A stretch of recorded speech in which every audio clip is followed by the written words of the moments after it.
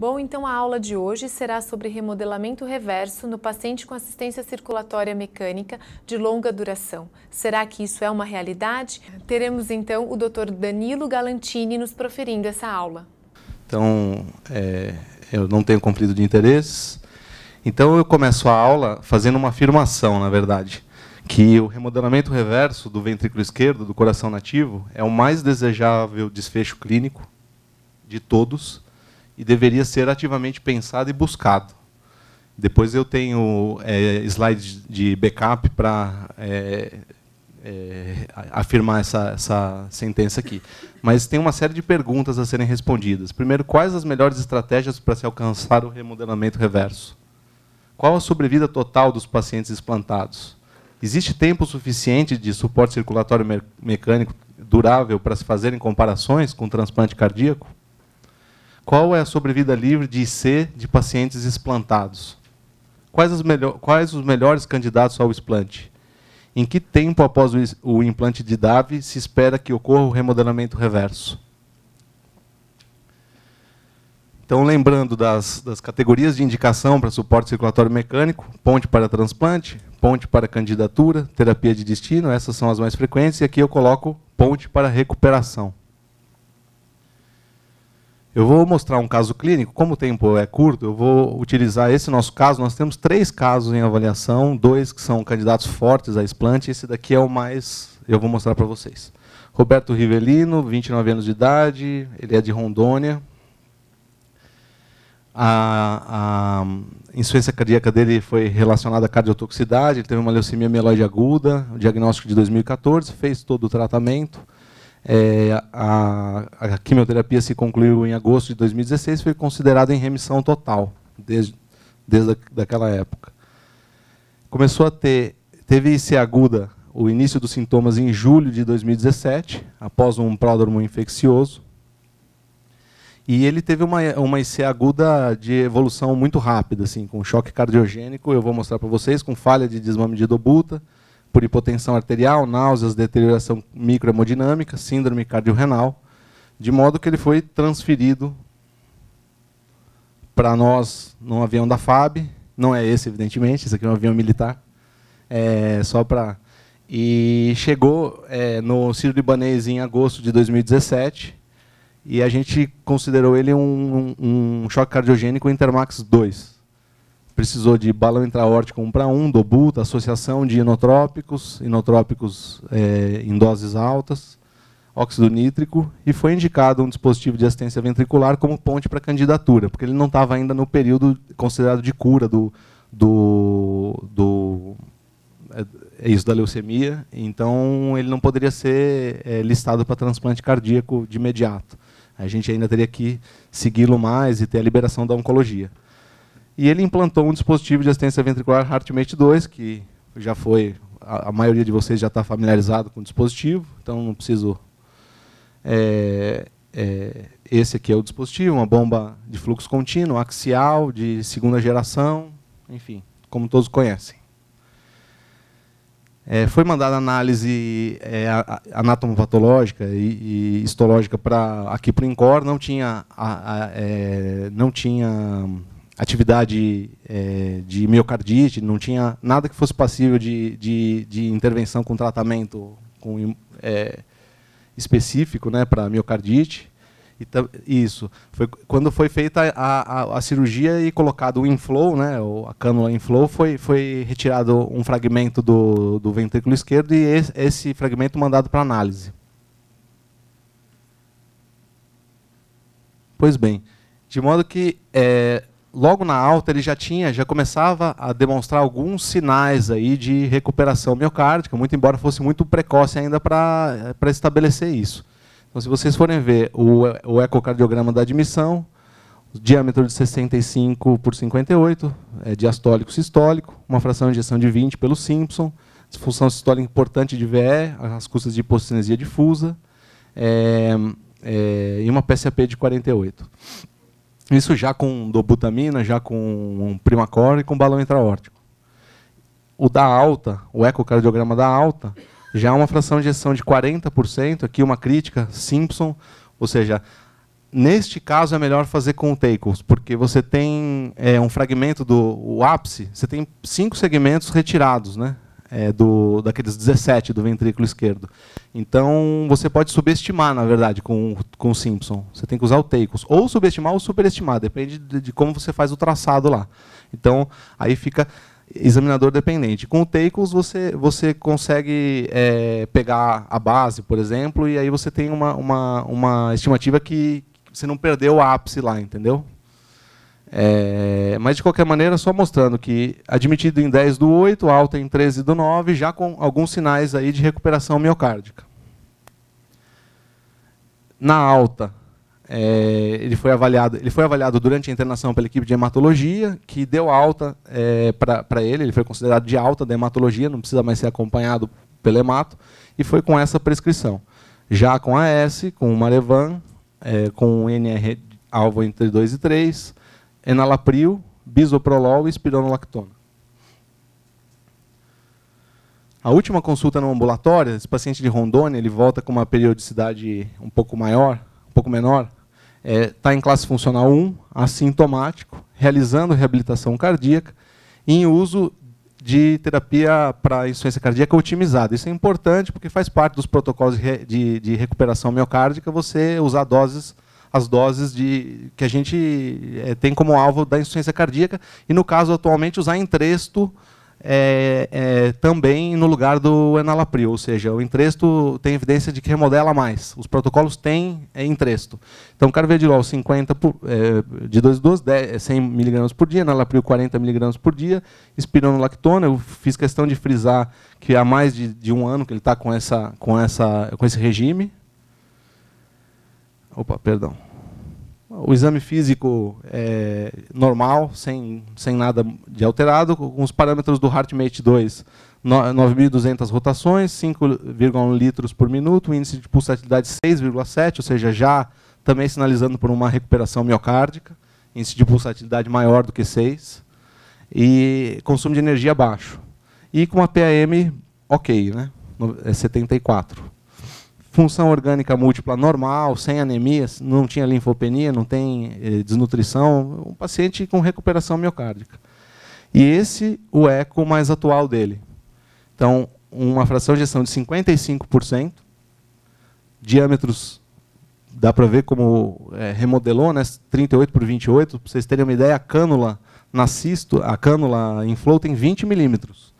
Então, assim, imagina o ventrículo esquerdo na sístole com 28, é quase do tamanho da cânula, né? Então, assim,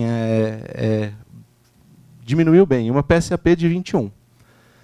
Aí, o que a gente fez? A gente elaborou um protocolo para explante, para candidatura para explante. Esse é um protocolo que eu escrevi junto com o pessoal da enfermagem e fomos lá submetê-lo.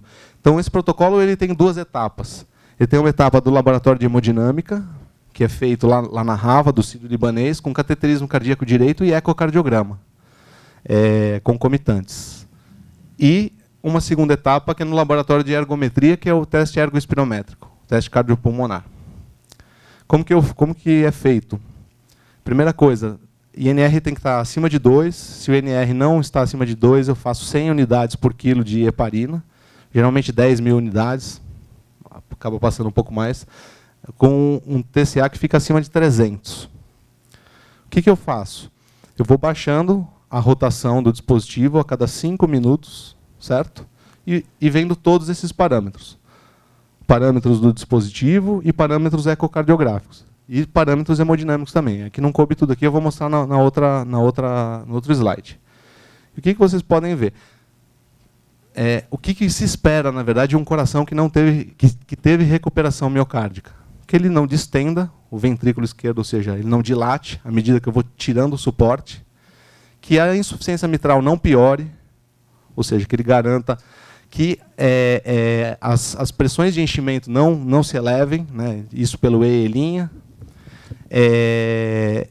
que a VTI, à medida que começar a ter a abertura da válvula aórtica, enquanto não tem abertura da válvula aórtica, não tem VTI. Quando começa a ter a abertura da válvula aórtica, que a VTI aumente, ou seja, isso mostra reserva miocárdica. Então, quanto mais aumenta a pré-carga, o ventrículo, em contrapartida, tem efeito, pelo efeito lusitrópico, consegue bombear mais.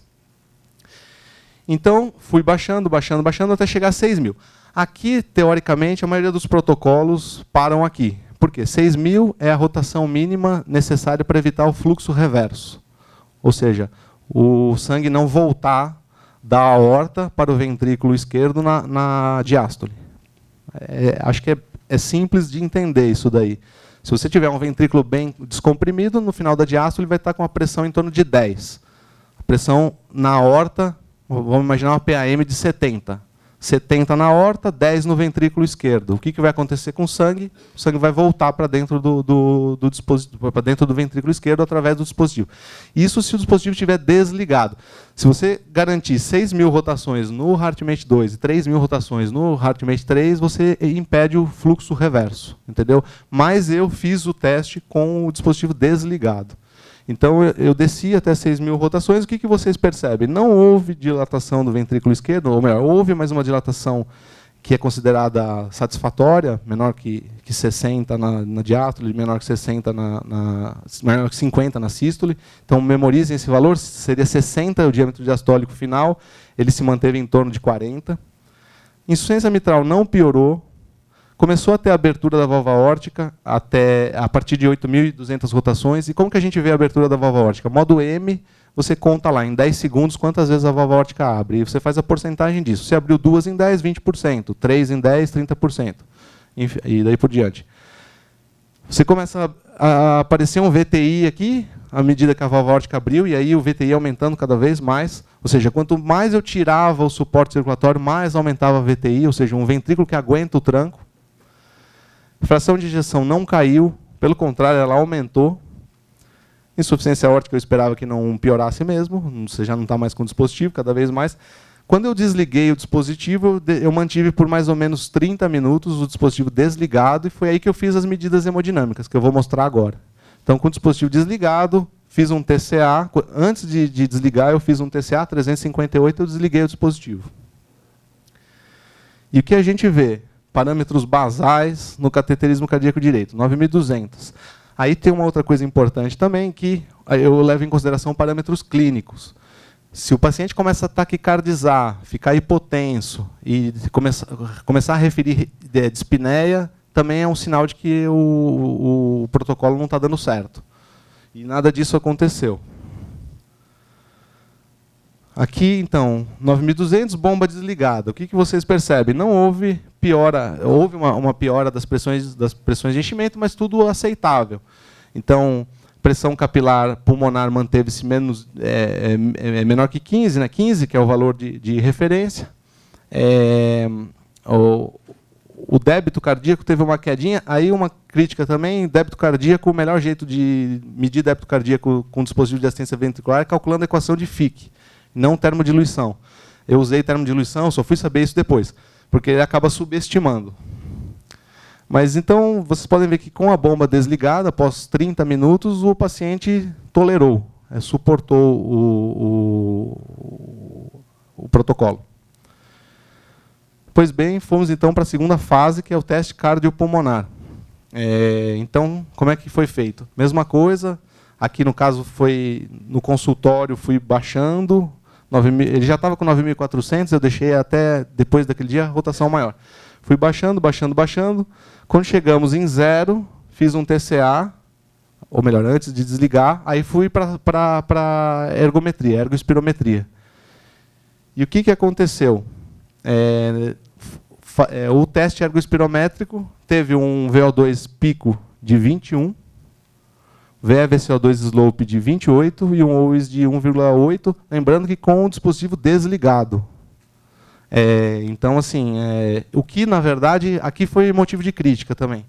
Porque fazer o exercício com o dispositivo desligado, ou seja, tendo o sangue voltando na diástole, provavelmente atrapalhou mais.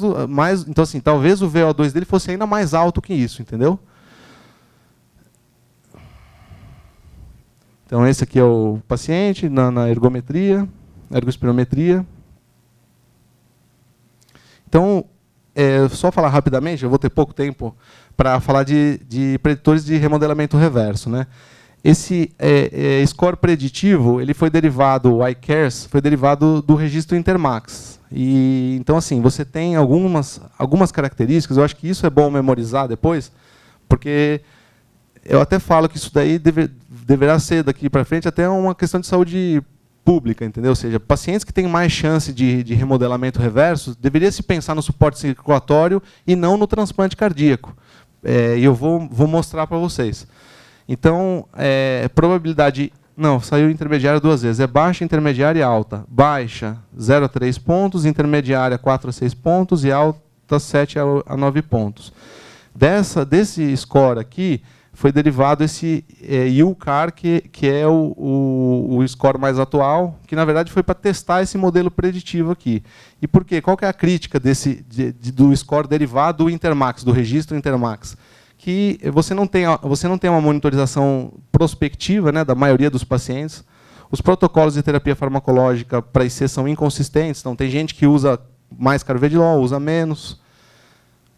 Esse é uma das piores coisas assim, para predizer isso, que o transplante cardíaco pode acontecer precocemente, antes de se conhecer todo o efeito potencial do... Então, às vezes, o paciente ou transplanta porque sai um doador, ou às vezes tem uma complicação e aí transplanta por conta disso, e acaba você transplantando o paciente antes de saber se ele teria condição de ter o remodelamento reverso. Então, embora existam pacientes com... E isso também é outra coisa. Embora existam pacientes com recuperação miocárdica, a maioria dos serviços ainda opta pelo transplante cardíaco. Então, mesmo você tendo lá um paciente com fração de 60, com dispositivo, ainda assim, a pessoa a equipe prefere encaminhar para transplante. Então, esses são os preditores. Eu estou com pouco tempo agora, então eu vou falar idade menor que 50 anos, etiologia não isquêmica. Lembra que o Intermax pegou todo mundo, isquêmico e não isquêmico. Então, tempo do diagnóstico de insuficiência cardíaca menor que 2 anos, ou seja, tempo de insuficiência cardíaca menor que 2 anos. Ter ou não ter CDI, aí o que significa ter CDI é por conta de terapia elétrica. Terapia elétrica, choque, fibrose, ou seja, menor chance de remodelamento reverso. Creatinina menor que 1,2 e diâmetro diastólico menor do que 6,5. Então, esses são os itens do score, né? Lembrando que o não isquêmico ganha 3 pontos, não ter CDI ganha 2 pontos, os demais ganham 1 ponto. E aí, assim, dessa corte de Utah, foram 190 pacientes, eles eles refinaram melhor os intervalos, ficou de 0 a 2, uma chance de 4,6% de remodelamento reverso, de 3 a 4, 7,1% de chance, e de 5 a 9, 28%, quase 30%. Esse aqui é um exemplo, colocando um paciente de 29 anos, não isquêmico, com insuficiência cardíaca menor que 2 anos, que é bem parecido com esse que eu citei. Então, pontuou como 8, alta probabilidade de remodelamento reverso. E esse aqui, então, falando a sequência que a gente faz. Então, assim, para os critérios de explante, então seria um diâmetro diastólico menor que 60, isso aqui para candidatura a esse protocolo, ou seja, é um paciente que é favorável para ser submetido a esse protocolo, entendeu? Então, diâmetro diastólico menor que 60, diâmetro sistólico menor que 50, fração de ejeção menor que 40. No cateterismo cardíaco direito, pressão capilar pulmonar menor que 15, índice cardíaco maior que 2,4, teste cardiopulmonar, um VO2 máximo maior que 16. E eles todos usam os parâmetros, o dispositivo com 6.000 rotações, ou seja, desligar acabou sendo até uma coisa que sensibilizou mais o teste, mas não era necessário ter desligado o dispositivo. Aí, assim, a avaliação seriada, então, assim, avaliação hemodinâmica com cateterismo cardíaco direito antes e 6 semanas após o explante do dispositivo. E aí ele sugere que você faça ecos seriados antes do explante, mensalmente por 6 meses após o explante, e depois desse período, passados os 6 meses, a cada 3 meses. Então, é esse o segmento. E é considerado recuperação sustentada quando você tem estabilidade da função cardíaca, e estrutural e funcional, depois de 1 ano, por todos esses parâmetros que eu mostrei. Era isso que eu queria dizer.